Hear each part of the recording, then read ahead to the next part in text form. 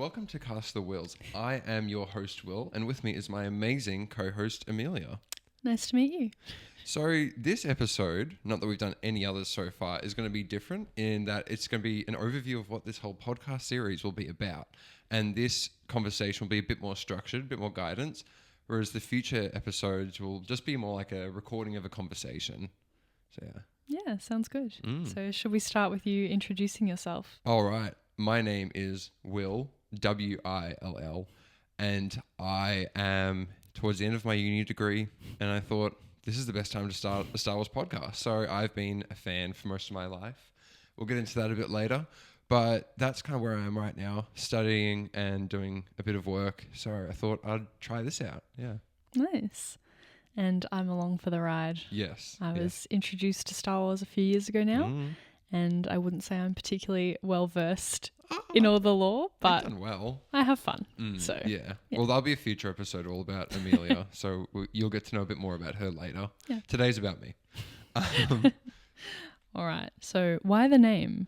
So why the name Cast of the Whills? So the Whills, as most people know with the H, most people know it from Rogue One. So you've got the Guardians of the Whills. So you've got Chirrut Imwe and Baze Malbus. And they're the characters in the city of Jeddah. And they're sort of just like disciples of the Force, not necessarily Jedi or Sith. So most people know the Whills through that. They also appeared in, I believe, season 6 of the Clone Wars when Yoda went to the Dark Side Cave. There was like 7 entities that he interacted with. And those are also the Whills. But the origin of the Whills is the original title for the first Star Wars. It was called The Legends of Luke Skywalker as taken from the Journal of the Whills. And I think it was still meant to be the Whills as in like the Force entities. And they had like a, the movie was more of a looking into history rather than it being a current event. And, well, my name is Will. So I thought it worked. How convenient. I know. I thought that was amazing because I was trying to figure out a Star Wars name and I was like, I should put my name in there. And I was like, the Whills. I don't know if it's a deep cut or not. So we'll see how that goes. And I thought cast, podcast, cast sounds like casting a spell, cast of the Whills, casting a spell using the Force, all that stuff. So I am very happy where I landed with the title. It took a while to figure it out, but I am very happy with where it is now. So that's how you got Cast of the Whills with Will. You were talking about a deep cut. Are you Yes. wearing a t-shirt that is a bit of a deep cut as well? I may be wearing it today. I'm wearing my Darth Nihilus t-shirt. He is from Knights of the Old Republic 2, an RPG video game. And he was very interesting in that he was like, well, we're already getting into a deep dive lore in the intro episode. His whole thing was he was like a mark on the Force. So he was, I believe, like a person or an alien, and then he became just like a leech on the Force. And then to keep himself alive, he has to like eat other people's Force spirit. And I think everyone knows him because he like eats planets, or he drains the Force from planets, kind of. So he's quite well known for that. I really like his design. Very cool design. Sadly, we don't get too much of him, but he is a fan favorite considering he doesn't appear too much. And in a game that is, time has passed now, but, iconic Star Wars dark side evil characters who have a cool looking mask. I think Star Wars does that pretty well. So I really like Darth Nihilus. And I've got other video game and normal shirts. Shout out to Culture Kings. Some of the peak Star Wars drip you can find. So yeah, I love Darth Nihilus. Whenever I hang out with my friends, I'm always wearing one of these shirts. This is the one I really like because it's a great conversation starter, because if this is so off track for this episode, so if someone sees it and they know it, instantly like we're getting on. But if they don't know it, they'll ask me and I'll just start explaining to them, and then we're talking about Star Wars and oh no, I have to talk about Star Wars with someone new. So yeah, I really, really like this shirt, and that's why I decided to wear it for this episode. Nice. Yeah. Well, you touched on this earlier, but where are you in life? Where am I in life is primarily my life is uni right now. So I'm in year 5 of a 6-year degree, and finishing in the middle of next year. Otherwise, I'm just working a few days a week as like a casual job. So I was just in like this, I don't know, say transitionary period in life where you're kind of at uni. You're not a kid anymore at school, but you're not like a grown up with responsibilities. So I thought when else would be a good time to, do this and try it out. So yeah. Yeah. What is your history with Star Wars? My history with Star Wars. All right, this is where you really want to sit down and strap in. So, my earliest memory with Star Wars, I don't know if this is answering the question. Well, it's my history, so yeah. Yeah. So, my earliest memory of Star Wars is the Battle of Geonosis in the Colosseum, where like they've got all of the blue and green lightsabers are charging at the battle droids. I don't know. That's just an image that really stuck in my brain when I first think of Star Wars. But then I think when I was a kid, I just kind of watched it like everyone else did. The obsession started, I think, when I was a few years older. So when I was like 6 or 7, my cousin introduced me to the Star Wars Jedi Academy games, which is part of the Jedi Outcast series, if people know Kal Katarn and all that. So he introduced me to the Jedi Academy game. And I played that a lot and I loved it. So I really got into Jedi Academy, and then I got into Jedi Outcast. And then from, I think a few years later is when I finally decided to watch the movies. I just really liked the games. I was like, I should probably watch these movies to give context to the games.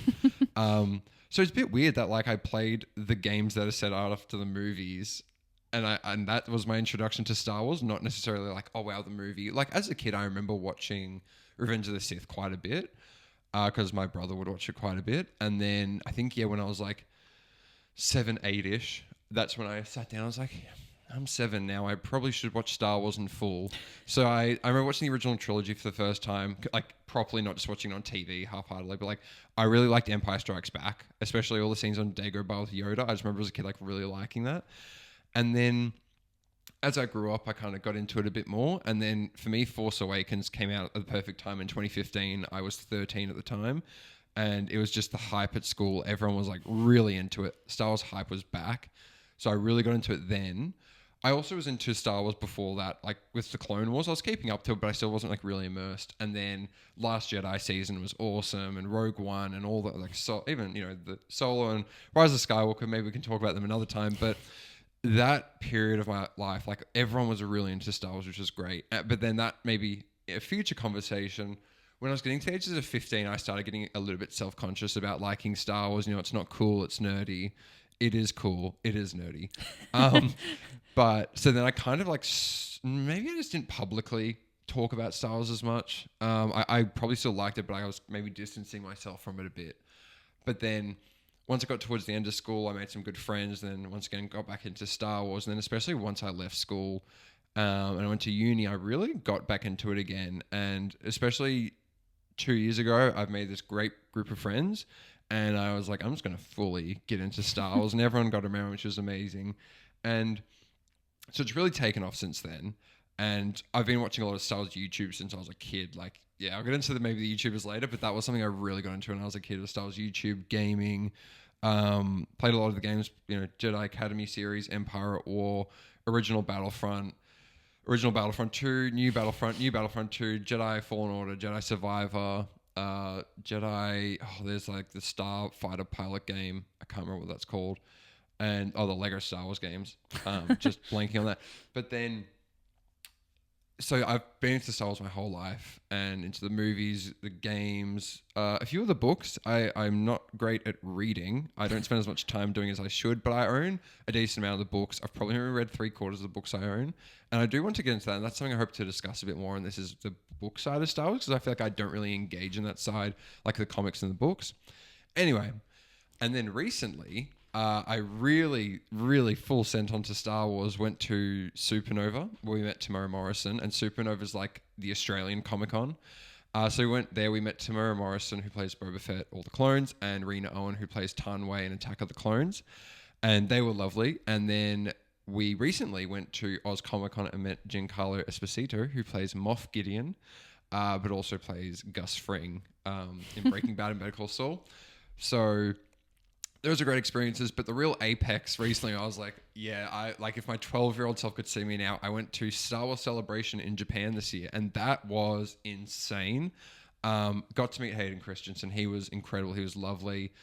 We'll do a full episode on like Celebration, even though it's old news now. I want to talk about it, but Celebration was really, it was a moment for me. I was like, yeah, this is like what Star Wars is about. That's why I'm really getting into it a lot more. So that is my very long history in a short amount of time. Nice. Yeah. So you touched on this again earlier, but what are the Star Wars events you've been to? Yeah, so the main Star Wars events were the Supernovas Oz Comic Con. Celebration is like the Star Wars event. But Melbourne has some pretty good Star Wars events. They had the Fan Strikes Back. I did. That was like a fan expo display thing that was put together. That was pretty cool. And the Brick exhibition, what's it called again? I forget its official name. Yeah, but it was like a massive Star Wars Lego collection, but they built things for this. There was like a massive Death Star, Star Destroyers. It was really cool. Melbourne's great for Star Wars events. They have the Star Wars themed cafe there. Yes. Which it was Star Wars themed. I'll give them that. But yeah. But those are the main events that I can think of. I've been to like a few board game, card game nights, and people have mentioned Star Wars Unlimited, which is the Star Wars trading card game. Oh, yeah. And I really wanted to get into that soon because it seems like there's some really cool decks and characters in that. And some deep cuts like Darth Revan's one of the hero units in that game. So they're going into the legends, even though he's canon, going into the legends a bit, which I appreciate. So I hope to go to more of those events where it's more... maybe not necessarily just Star Wars people, just people who enjoy playing games. But yeah, I love going to Star Wars events. It's like, it's so unique. You just have like a room full of people. Everyone loves Star Wars. And like, I wish every room was like that. But I mean, this one is, thankfully. But yeah, but definitely Celebration is the one that I really think of. And I can't wait to like really dive into that in a future episode. And is there any other Star Wars things you're doing in your life that you haven't spoken about yet? Oh, maybe there might be. The biggest Star Wars project I am working on is a Star Wars TT RPG, which is a tabletop role-playing game. It's kind of like Dungeons and Dragons. So sit around a table and we play make-believe, and it's the most fun I've ever had. So I am the GM for it, Game Master for that. So it's a homebrew campaign, which means I'm making up the story as we go along, which has some benefits and drawbacks. And we keep teasing it. I keep teasing episodes. I won't draw you into it. The TTRPG is something I'm really excited to talk about. That'll be an earlier episode, and I'm really excited to discuss that in detail because I've had so much fun. It's made me look at Star Wars in a new way. It's made me engage in parts of Star Wars that I always appreciate, but having a new appreciation for things. So it's more than just the D&D experience. It's made me really reevaluate all of Star Wars TV shows, games, music, behind the scenes, writing, all of these things. And it's been amazing. I've got a great group of friends that I'm playing it with, and they're really engaged in it. So yeah, the TTRPG is so much fun. And that's using the Fantasy Flight system. And we're doing the Force and Destiny setting. So that's maybe all I'll tease for now, but that is an episode I'm really excited to do. Yeah, so it sounds like everyone will have to stick around to hear more about that one. I think they would, Okay. yeah. Do you have a favourite character from the Star Wars saga? Return of the Jedi, Luke Skywalker. Specifically Return of the Return Jedi? of the Jedi. Look, he's cool in episode 4 and 5, but episode 6 is when he becomes this wise character. Yeah, I love Return of the Jedi Luke. He's so... I don't even know how to describe it. He's just awesome. You're speechless. I am speechless when I think of Return of the Jedi Luke. I think for me, it's because in that movie, everyone's telling him Darth Vader's done. You can't save him. Obi-Wan's like, well, the Emperor's already won. So Obi-Wan's just given up, and then Yoda's like, oh, well, you've got to destroy your father. But then, Luke throws down his lightsaber and believes in his dad, and then his dad saves him. And it is a really powerful moment for me. If we ignore what happens after those movies, if we just watch that scene on its own, it is a really good moment. And Luke throughout that whole movie, he isn't... everyone thinks in Return of the Jedi, Luke is the omnipotent, powerful one, but he still has the scenes throughout the movie where he is unsure. He isn't the best skilled to do these things. And he doesn't know everything. And that's what I appreciate is he's worked really hard. And you can tell as soon as we get into Jabba's palace, it's this different Luke. He's a bit more mature. He's definitely in control of the room. But there are still scenes later in the movie where you can tell he still hasn't got a full grasp. And that's really humanizes him. But he still tries. And that's what I love about him so much. That character specifically. Other characters, obviously, Obi-Wan's a classic. I don't think I have to go into that too much. If I just say Revenge of the Sith Obi-Wan, I think people know what I'm talking about. Otherwise, some other characters I like. I really liked Kylo Ren. I might be holding on to the potential there. I loved him in Force Awakens, and Last Jedi where they went. Yeah, look. I don't mind what they did in Episode 9, but it was just. I think there's a really good story there, and that's something we will definitely talk about another time. But Kylo and Adam Driver's performance was like fantastic, and I just wish we just got a really solid story and just a little bit more. But I'm still very happy with what we got with Kylo Ren. Other favorites, I think that's mainly. I think for me it's really Luke Skywalker, Return of the Jedi Luke. It might sound weird. I really like Force Awakens Luke. Like, I know he's just not in the movie, but I love his appearance where he's in like the white and beige robes, and I love the beard. And I remember seeing that 13, and I was like, oh my God, Star Wars is so back. And yeah. I had a feeling you were keen on Darth Vader, but you haven't spoken my about him God. yet. Wow. All right. Let's just pack up the podcast and just close Or should up we shop. save that for another day? Darth Vader, of course. Sorry. Yeah, of course. That is actually hard. Go for Darth Vader or Luke Skywalker and Jedi. That's hard. Because if you just watch the original trilogy, Darth Vader is a menace. He is a menace in those movies. In A New Hope, he is just doing what he wants. And that just doubles down on Empire Strikes Back. Sorry to say this again. In a future episode, I cannot wait to talk about Darth Vader. Not just the character, the sound design on him is really something that we don't talk about that much. Like the breathing is such an iconic sound effect. Yeah. But you know exactly which character you're dealing with. You don't even see him.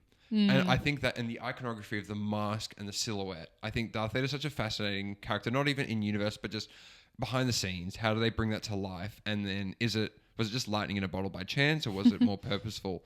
But I really like Darth Vader. His appearance, his dialogue, acting is great. I wish we just got more. Like, obviously, the Obi-Wan show, the scenes with Darth Vader, I really liked. Rogue One's like, come on, that's an easy gimme. The hallway scene just peaks Star Wars. It is kind of funny because Rogue One's a great movie, but people only remember that one scene. Yeah. And it really isn't like too plot related or anything, but like, hey, I'm not complaining at all. But I just find it funny whenever I bring up Rogue One to someone, they're like, oh yeah, the hallway scene was great. I'm like, yeah, it was great, but there was another 2 hours that was also really cool. Obviously I'll talk about the hallway scene if someone wants to, but Darth Vader's very, very cool. Yeah. I don't think there's any other words to describe it. He's cool. Hayden Christensen's cool. So that helps a lot. And James Earl Jones's voice was amazing. And yeah, in Return of the Jedi, especially when we get that moment where it's just the mask and he's looking at Luke getting electrocuted, he looks to Palpatine, he looks back to Luke, and it's kind of like Mandalorian. You can tell what the struggle is, but it's just like a blank expression. And I think that's such a powerful moment. I am not the biggest fan of him screaming out no. I think we can tell he doesn't approve of Palpatine electrocuting Luke when he picks up Palpatine and throws him down the reactor shaft, but that's all right. We can't have it all. And then just the scenes where Luke is carrying Vader and he asks him to take his mask off. It's this, and once again, you see this different side of him, which we hadn't seen in episode 4 and 5. In 4 and 5, he is this predator. He is off to hunt people and kill people, or he wants to turn them to the dark side. But then we just get this glimpse of who Anakin was at the very end. And it is hard. I do like seeing Hayden Christensen's Force Ghost in episode 6. I think it really does tie it together. I think Sebastian Shaw was the actor who originally was in it. It's hard because I quite like Sebastian Shaw's Darth Anakin Skywalker Force Ghost appearance because it feels like he's an older person. But obviously, if you do a marathon from like 1 to 6 and you finish with Hayden Christensen's Force Ghost, it's a nice full circle moment. So yeah, but I really like Darth Vader, and that is so embarrassing. I did not. I named Kylo Ren's great, but I named Kylo Ren before I named Darth Vader. Maybe it was just Darth Vader is just the default. I was like, let me just go something a bit more interesting. I just forgot to address it. I was like, yeah, that's the basic answer, of course. Everyone loves Darth Vader. That's hard. Yeah. Flip a coin, Darth Vader or Luke Skywalker, Return of the Jedi. It's hard because Darth Vader you get a lot more content of. And he's clearly the face of Star Wars, whereas Luke, you just get that one movie of like peak Luke. And you did just say Darth Vader or Luke Skywalker in Return of the Jedi, which is a much more specific character. It is. I think, okay, Darth Vader full stop. Yeah. Because as soon as we get him in Revenge of the Sith, the presence is there. And that carries through Rogue One, through Obi-Wan, through 4, 5, 6, through Ahsoka. and we might get some more in Ahsoka season 2, Yeah. which is exciting. So I'll have to change my answer and go back to Darth Vader. But Return of the Jedi Luke, I love that character. Yeah. Yeah. Are you planning on talking about Star Wars solely on this podcast or anything Ooh. else? No, so once this podcast has gotten a bit more established, we're going to do some episodes that focus on other franchises or just themes generally, with obviously principally talking about Star Wars, but talking about some other IPs. So some other IPs that I'm interested in is Marvel. What a surprise. That I love Marvel. Recently, they've been getting back on track, which I really like to see. But another franchise I really like is God of War, specifically the recent games, the 2018 God of War and the 2022 God of War Ragnarok. I think those are really good stories. Lots of character, lots of heavy themes, incredible score. Really great visuals. I think especially Ragnarok is firing on all cylinders, and that is a franchise I'm really excited to talk about in future when we do these broader episodes. For example, if there's an episode talking about family or redemption, and we do a real deep dive on the theme. Obviously, that's a prominent theme in Star Wars, is the theme of redemption, but that's also in God of War. That's in, I suppose, Marvel. It'd be in Red Dead Redemption. It'd be in other IPs, and so I'm really looking forward to those broader discussions. But those are the two main ones, would be Marvel and really God of War right now. I'm really into, and I've been into for a few years now. It's always kind of like in the back burner of my mind. Considering there's only 2 games, it kind of occupies a lot of my brain real estate. Yeah. So more broadly, we'd be looking at the Marvel Cinematic Universe or Yes. maybe other superhero content and games. Yes. Yeah. All right. Yeah. So beyond what you've already mentioned Yeah. to everyone, do you have some teasers for what some future episodes may Some be? teasers. Well, I feel like I've already given all them away, but it would, the TTRPG is what I'm really excited to talk about, and that would probably be a multi-part series kind of. So a few episodes, not like back to back to back, but over the course of the campaign, seeing how the campaign develops over time. So we're still in the early stages, so I'm interested to do some more podcasts throughout the life of it to see how is it changing, how have my views changed on it. Otherwise, I'm really hopeful that eventually we can maybe get some guests on this podcast. I know this is early days, but I would really like to get some other people's opinions. I love your opinions on Star Wars, but something I'm really hoping for is just this can be a bit of an encyclopedia of like a lot of people's opinions on Star Wars and why Star Wars matters to them. Because I remember at Celebration, there were some people there, they just love the costumes. Like they like the movies, they watch the shows and all that, but they're there because of the costumes, or someone's there because of the comics. They watch the movies are all right, but they're really into Star Wars comics. And that's what I love, was hearing these different opinions about what is Star Wars to different people. Because to me, it mainly is the movies, and it's the music is the big thing for me. I love the Star Wars music, but I love meeting people who have a different perspective. Some people love Rebels. I haven't watched Rebels yet. Sorry. That, yeah, was, anyway, I'll get into that another time. But so I really enjoyed speaking to people who liked a different side of Star Wars to me and finding out why do they like that side? What does it mean to them? And then sharing my side of Star Wars, which I like, which is the musical side of it. Yeah. Yeah, nice. You have already touched on that music is the most important part to you, but why is that? Music is half the story or more. Star Wars is one of the best examples of when you have a reoccurring theme, how effective and powerful it is. If you hear the Imperial March, you know the Empire's there. You know the bad guys are coming in. You know they're going to win. The clearest example I can think of is in my TTRPG. If I just play the Imperial March, the players are like, okay, we've got to run for our lives now. And that's the power that music is. That's the power that the music has in the storytelling. And you hear the Force theme, you know exactly that's going to be a very Force-centric moment, or it's going to be a certain character appearing. Or more recently, with The Mandalorian, you have a very unique, even just like the little dun-dun, you hear that in the Boba Fett show and you know the Mandalorian's going to appear. And it's not only just the, oh wow, the character's going to appear, but it's the fact that the music can connect to you in that way, that it excites you or it scares you, or I think more often than not, the music, you won't notice it, but your brain will notice it. So you might not notice a theme being played in the minor or the major key, or it being resolved, even though it appeared earlier in the movie, but your brain will notice that, and that'll maybe make you think a bit more about the character arcs. So music is, I would say, the most excited thing I'm to talk about. The TTRPG I'm excited to talk about. The music is something I love to get a real deep dive on because I think there are really interesting stories in the music, both in the production of it and what is it trying to tell the audience. I'm going to save that for the music episode. I was about to go on a tangent about one of my favorite little tidbits about Star Wars music that not too many people pick up on, but to me, it's a really powerful moment. But I'll save that for the music episode. I won't go too many tangents right now. Yeah. Sounds like you've got a lot to talk about, which everyone will have to stick around for yet Yes. again. Yeah, they will. So why have you decided to make this podcast? I've decided to make this podcast for community. So I mentioned earlier that I love talking to people with different opinions on Star Wars, and I think you're a great co-host because you're a more recent fan. Yes, that's true. And you we'll put this on the record. Not the biggest fan of the original movies. No. And I think it's because you didn't grow up with them. Yeah, quite But I think that's possibly. an interesting perspective to have, is maybe appreciating the newer things because you're one of the more modern audience members. And look, sometimes I watch the originals and I'm like, yeah, maybe they're dated. I still love them. But that's why I think you're a great co-host, because you bring a different perspective. When we watch something together, I know everything that's going on. I know the lore for everything. But then when you watch it, you're trying to figure out, does this movie or TV show work as a movie or TV show, not That's as a true. Star Wars movie or TV show? As a more casual fan. Yeah, as a more casual fan, like you don't know every little bit of lore that is like, oh, this Easter egg here, this Easter egg here.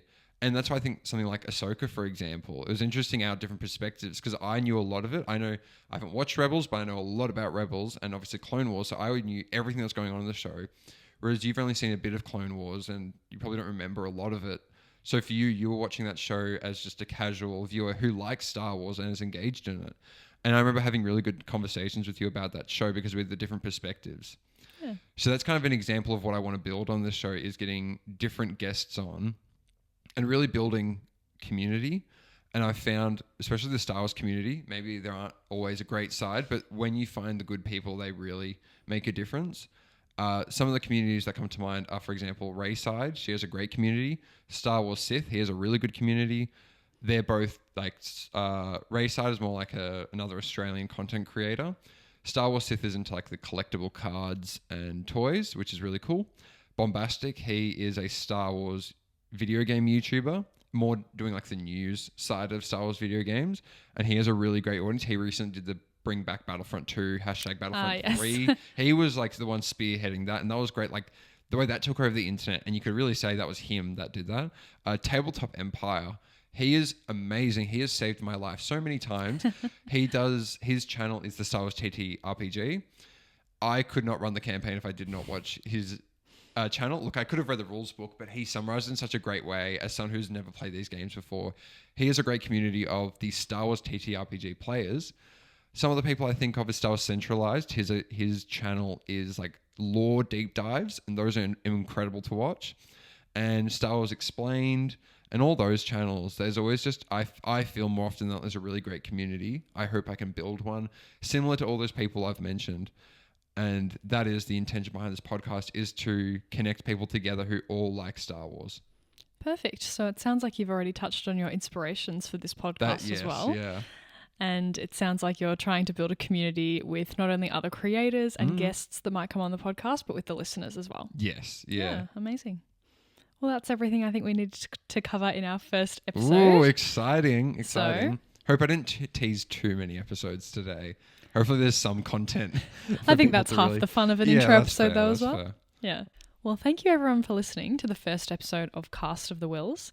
We thank you for bearing with us while we get to know about podcasting Yes. and speaking clearly and Yes. microphones and filming and everything. Yeah. And not But using filler words like and like exactly. But I think everyone will all agree that Will's done a wonderful job of setting up these microphones. We've got a ring light even behind this camera. So I'm sure with each week we'll be improving as we go. Well, thank you once again for joining us on the first episode of Cast of the Whills. New episodes drop weekly, and wherever you're watching us from, whether it's Spotify or YouTube, or if you're watching clips on Instagram and TikTok, follow us there. Drop a comment on YouTube specifically and let us know what you'd like to see in a future episode. We are open to any ideas in the early stages. And if you subscribe or you follow, you officially are a guardian of the Whill. Pretty cool. Thank you very much, and may the podcast be with you. Bye, guys. Bye.